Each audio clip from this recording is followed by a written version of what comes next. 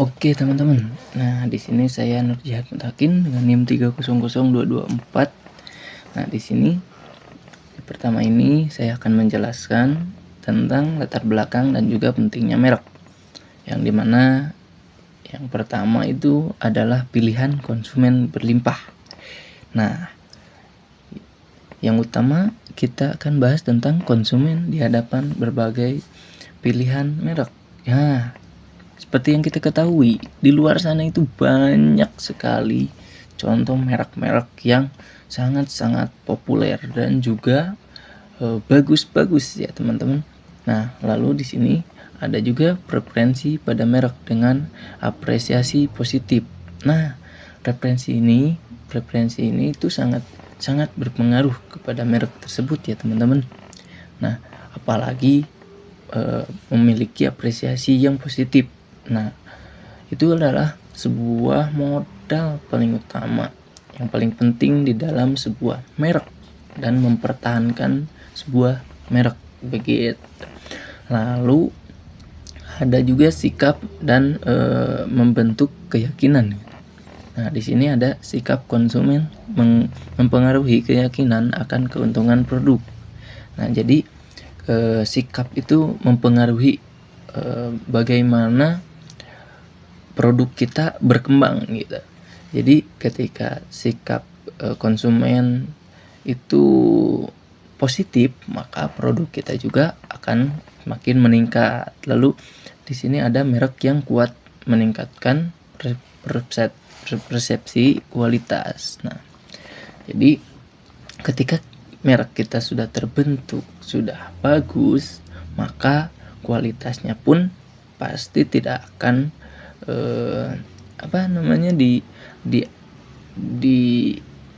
sepelekan mungkin ya, kualitasnya pasti mungkin sudah bagus. Nah, lalu di sini ada membangun dan melindungi merek, yang dimana membangun merek kuat memerlukan usaha dan modal yang besar.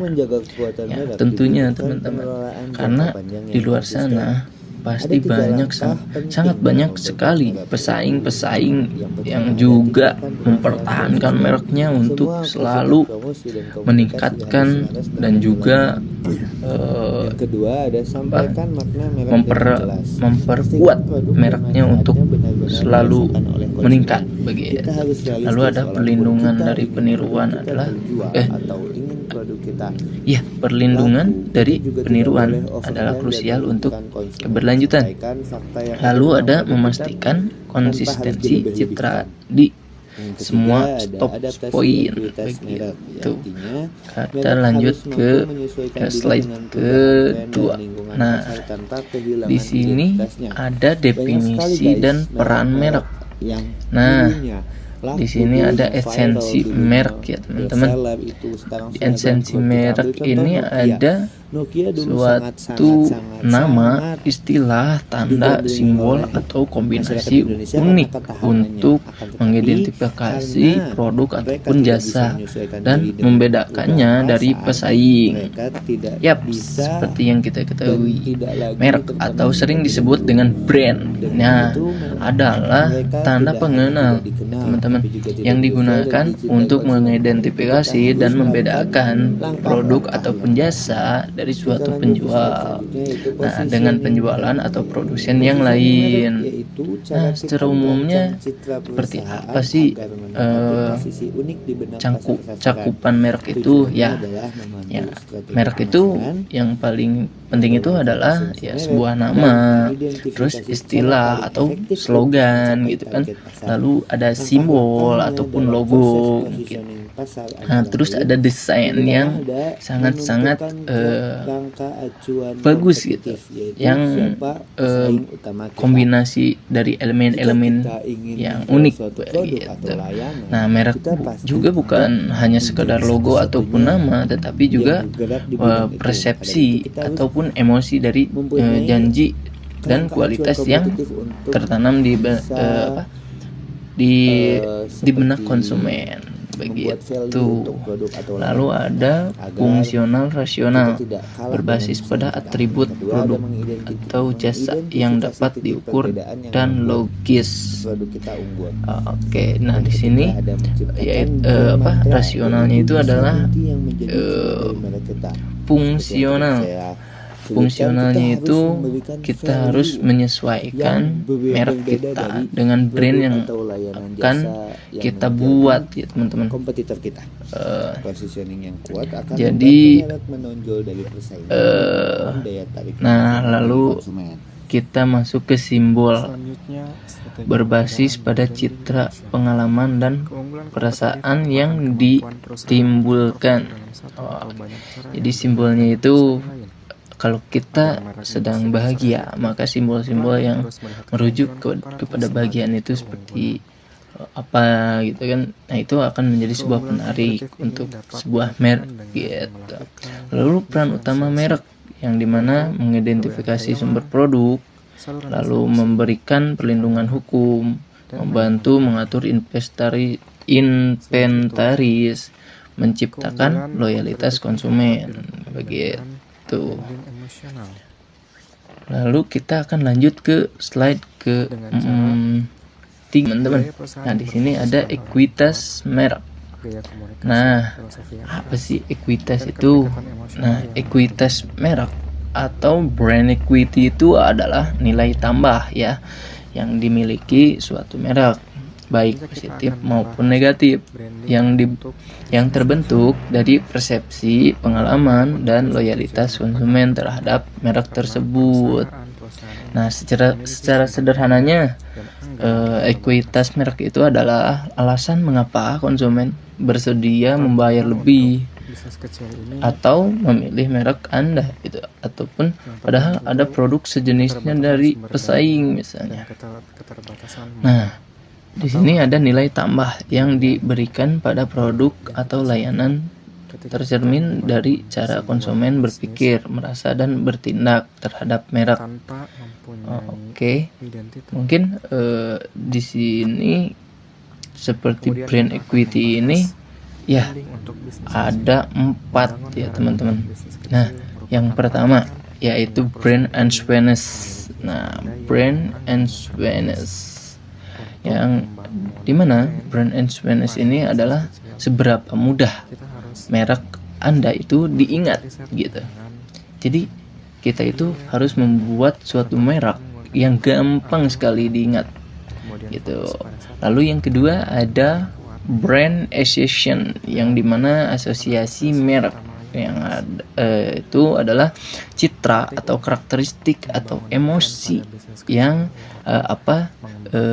yang melekat pada merek Anda gitu. Nah, lalu ada yang ketiga. Yang ketiga ini perceived equality gitu. Persepsi kualitas, yang dimana pandangan konsumen terhadap kualitas produk gitu. Lalu ada brand loyalty, yang dimana loyalitas merek itu seberapa besar sih gitu komitmen konsumen untuk membeli merek yang terus menerus gitu. Lalu ada di sini meningkatkan harga, premium, konsumen bersedia membayar lebih. Nah, di sini lalu memperluas pangsa pasar dan membangun loyalitas pelanggan yang kuat. Nah, lalu ada meningkatkan profitabilitas dan mengurangi sensitivitas harga. Oke. Nah, di sini saya punya contoh teman-teman. Ada suatu contoh ekuitas merek nih, yaitu dari Apple ya, yang dimana ekuitas merek positifnya itu adalah Apple itu memiliki ekuitas merek yang sangat tinggi teman-teman gitu. Karena konsumen Apple ini bersedia mengantri dan juga membayar harga yang jauh lebih mahal gitu dibanding pesaingnya, karena mereka itu percaya pada inovasi, desain premium, dan juga statusnya yang melekat pada merek Apple. Nah, mereka membeli bukan hanya telepon, tetapi juga pengalaman dan identitas Apple tersebut. Begitu teman-teman. Mungkin sekian yang bisa saya sampaikan. Terima kasih dan selanjutnya akan diteruskan oleh rekan saya. Kita lanjut ke slide selanjutnya, yaitu membangun ekuitas merek. Pada bagian ini kita akan membahas tentang membangun ekuitas merek atau pilar utama untuk membentuk merek yang kuat dan berdaya saing. Ekuitas merek mencerminkan nilai tambah yang diberikan pada produk atau layanan yang terlihat dari cara konsumen berpikir, merasa, dan bertindak terhadap merek tersebut. Merek yang kuat mampu meningkatkan persepsi kualitas, memperluas mangsa pasar, dan membangun loyalitas pelanggan yang tinggi. Elemen pentingnya antara lain elemen merek seperti nama, logo, slogan, simbol, dan kemasan. Nama yang mudah diingat, logo yang menarik, slogan yang mudah dimengerti, dan simbol yang memiliki makna akan memperkuat atau meningkatkan interesting konsumen untuk membeli atau memakai layanan atau produk kita. Yang kedua ada asosiasi merek, yaitu pencitraan merek yang berkaitan dengan gaya hidup, manfaat, serta kebiasaan konsumen. Karena konsumen kita sekarang ini lebih ke Gen Z yang biasanya lebih mengedepankan lifestyle. Yang ketiga ada program dan aktivitas pemasaran seperti komunikasi di media massa, pengalaman langsung, dan pemasaran online. Tujuannya adalah untuk mengenalkan merek hingga membentuk brand image yang kuat di benak konsumen. Maka dari itu kita harus beradaptasi dengan pasar. Pemasaran di era sekarang ini tidak hanya secara offline, malah maraknya sekarang sudah di jalur online. Karena orang-orang sumber daya manusia sekarang di Indonesia ini lebih terpaku kepada media sosial dibanding dunia nyata. Kita lanjut ke slide selanjutnya, yaitu menjaga dan mengelola kekuatan merek. Untuk menjaga kekuatan merek dibutuhkan pengelolaan jangka panjang yang konsisten. Ada 3 langkah penting dalam memperkuat merek, yaitu yang pertama ada tindakan pemasaran konsisten. Semua aktivitas promosi dan komunikasi harus selaras dengan nilai merek.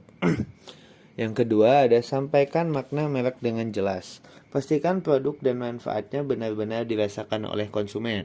Kita harus realistis, walaupun kita ingin produk kita terjual atau ingin produk kita laku, kita juga tidak boleh overclaim dan merugikan konsumen. Sampaikan fakta yang ada tentang produk kita tanpa harus dilebih-lebihkan. Yang ketiga ada adaptasi ekuitas merek, artinya merek harus mampu menyesuaikan diri dengan perubahan tren dan lingkungan pasar tanpa kehilangan identitasnya. Banyak sekali guys merek-merek yang dulunya laku, dulunya viral, dulunya bestseller itu sekarang sudah bangkrut. Kita ambil contoh Nokia. Nokia dulu sangat digandrungi oleh masyarakat Indonesia karena ketahanannya. Akan tetapi karena mereka tidak bisa menyesuaikan diri dengan perubahan pasar, mereka tidak bisa dan tidak lagi terkenal seperti dahulu. Dengan begitu mereka tidak hanya tidak dikenal, tapi juga tidak dipercaya dan dicintai konsumen. Maka dari itu kita harus melakukan langkah-langkah yang tadi. Kita lanjut ke slide selanjutnya, yaitu positioning merek. Positioning merek yaitu cara kita merancang citra perusahaan agar menempati posisi unik di benak pasar sasaran. Tujuannya adalah memandu strategi pemasaran, menggambarkan esensi merek, dan mengidentifikasi cara paling efektif untuk mencapai target pasar. Langkah-langkahnya dalam proses positioning pasar antara lain, yang pertama ada menentukan kerangka acuan kompetitif, yaitu siapa pesaing utama kita. Jika kita ingin menjual suatu produk atau layanan, kita pasti tidak menjadi satu-satunya yang bergerak di bidang itu. Maka dari itu kita harus mempunyai kerangka acuan kompetitif untuk bisa seperti membuat value untuk produk atau layanan kita, agar kita tidak kalah dengan pesaing kita. Yang kedua ada mengidentifikasi titik perbedaan yang membuat produk kita unggul. Yang ketiga ada menciptakan brand mantra, yaitu pesan inti yang menjadi jiwa dari merek kita. Seperti yang tadi saya sebutkan, kita harus memberikan value yang berbeda dari produk atau layanan jasa yang menjadi kompetitor kita. Positioning yang kuat akan membantu merek menonjol dari persaingan dan membangun daya tarik emosional bagi konsumen. Selanjutnya, strategi perbedaan dan branding emosional. Keunggulan kompetitif merupakan kemampuan perusahaan untuk perform dalam satu atau banyak cara yang beda dengan pesaing lain. Agar merek diposisikan secara efektif, pelanggan harus melihat keunggulan komparatif sebagai keunggulan.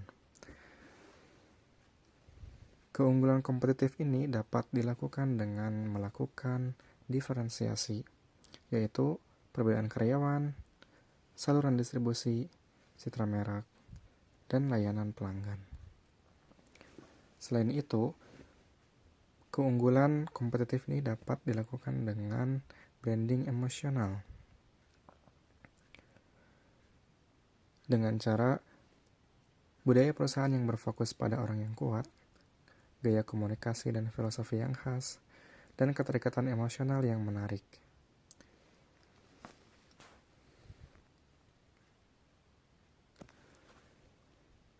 Selanjutnya kita akan membahas branding untuk bisnis kecil. Membangun merek untuk bisnis kecil merupakan tantangan karena perusahaan ini memiliki sumber daya dan anggaran yang terbatas. Tantangan untuk bisnis kecil ini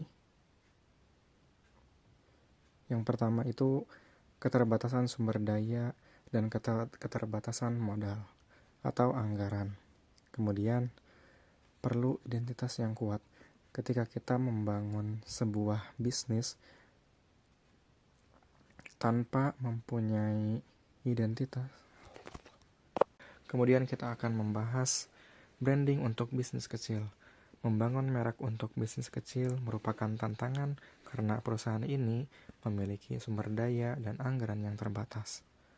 Untuk membangun brand pada bisnis kecil, kita harus melakukan riset dengan biaya yang rendah. Contohnya kita menggunakan internet atau AI. Kemudian fokus pada satu atau dua merek yang kuat dan melakukan asosiasi utama yang jelas. Taktik untuk membangun brand pada bisnis kecil yaitu mengembangkan elemen merek yang khas, kemudian mudah diingat dan bermakna, agar pelanggan dapat mengenali dan dapat diingat meskipun mereka sudah pulang ke rumah. Kemudian memanfaatkan buzz dan komunitas. Kemudian kita memanfaatkan media sosial untuk memasarkan branding kita. Kemudian kita sampai pada kesimpulan, merek adalah produk atau layanan yang memiliki dimensi perbedaan dari produk atau layanan lainnya. Dirancang untuk memuaskan hal yang dibutuhkan. Merek menawarkan perusahaan perlindungan hukum untuk aspek keunikan produk. Ekuitas merek memiliki peran penting dalam keberlangsungan bisnis. Ekuitas merek yang tinggi dapat meningkatkan loyalitas konsumen terhadap suatu produk. Membangun merek terdapat 6 kriteria yaitu memorable, meaningful, likable, transferable, adaptable, dan protectability. Positioning adalah tindakan merancang citra perusahaan untuk menempati tempat yang berbeda di benak pasar sasaran. Dalam membuat merek unggul, perusahaan harus dapat menentukan sarana perbedaan dan melakukan emotional branding. Di sini ada studi kasus Aqua. Saat ini siapa yang tidak mengetahui merek Aqua? Pada tahun 1973, Aqua menghadapi tantangan besar untuk meyakinkan masyarakat akan pentingnya mengonsumsi air minum dalam kemasan di saat kebiasaan tersebut belum umum.